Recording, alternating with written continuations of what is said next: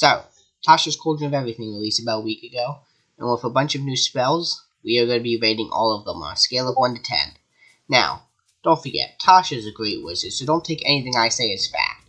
In fact, Tasha is a genius sage who is not holding me hostage and doesn't have a 9th level disintegration to my head. Can I live? Fine.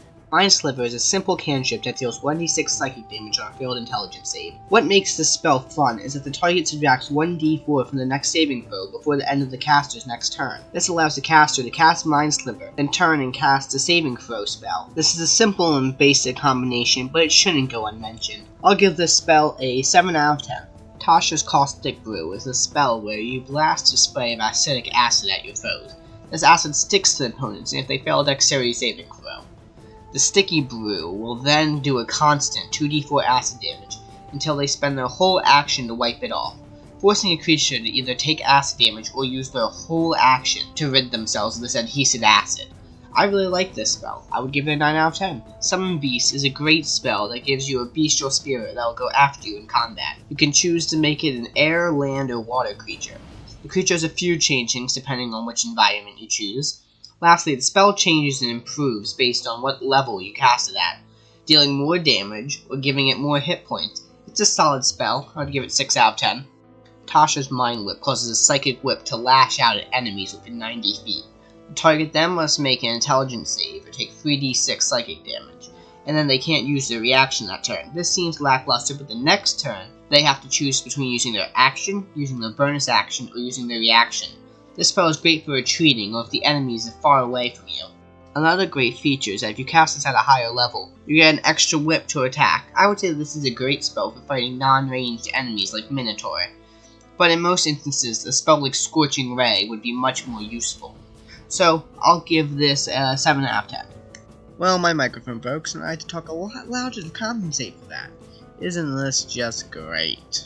Our next spell is Intellect Fortress. This is a pretty mediocre spell in the book, as it gives you resistance to psychic damage, one of the least used damage types, although it does give you advantage on wisdom, charisma, and intelligence saving throws, which are all very helpful. The biggest problem with this spell is just how situational it is. Unless you're diving into a colony of mind flayers or facing off an arcane school, there won't be much use for this spell. Not to mention, it's a 3rd level spell, and while its effect is quite strong, maybe it should be able to affect another person or two. But I would have to give this spell about a 5 out of 10. Spirit Shroud.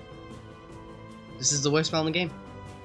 I would take True Strike over this, because at least that's a cantrip. Who looked at this spell and decided it was a good thing? True Strike is a 3rd level spell that deals the same damage and has the same effect as Chill Touch, the cantrip. And what? It adds the extra d8 to your blade for a 3rd level spell slot. 3rd level slot for an 1d8. So does it have any extra abilities? Yes, it has a single ability that gets off, what, 20 feet off you? It's a 3rd level spell. Not to mention it's given to wizards and sorcerers, who should never be in close combat whatsoever. And even for clerics, paladins, and eldritch knights, you have so many better uses of your 3rd level spell slot. Tell me, why don't you cast Haste as a 3rd level spider, or a Blinding Smite, or heck, even as a cleric, you might not have the best 3rd level spells, just shoot them, or hit them with a 3rd level Guiding Bolt or Inflict Wounds. The spell is 3rd level, when it should be 1st level. Never take this. There's not a single redeeming quality to this spell. I can't even understand why it was made. At all. Not to mention, if you want to deal more damage, it costs you 2 extra spell slots. So it's a 5th level spell slot to deal up 2d8. No thank you. Now, after the worst spell in the game comes some of my favorites. Summon whatever. Fae, Shadow Spawn, so on and so forth. Undead, they're all fun spells. I'm going to give them all a flat 7 out of 10. They're all fun and creative, they're all diverse, you get to use them in a whole bunch of different ways, and you get a number of things, and it makes Conjuration Wizards so much more fun.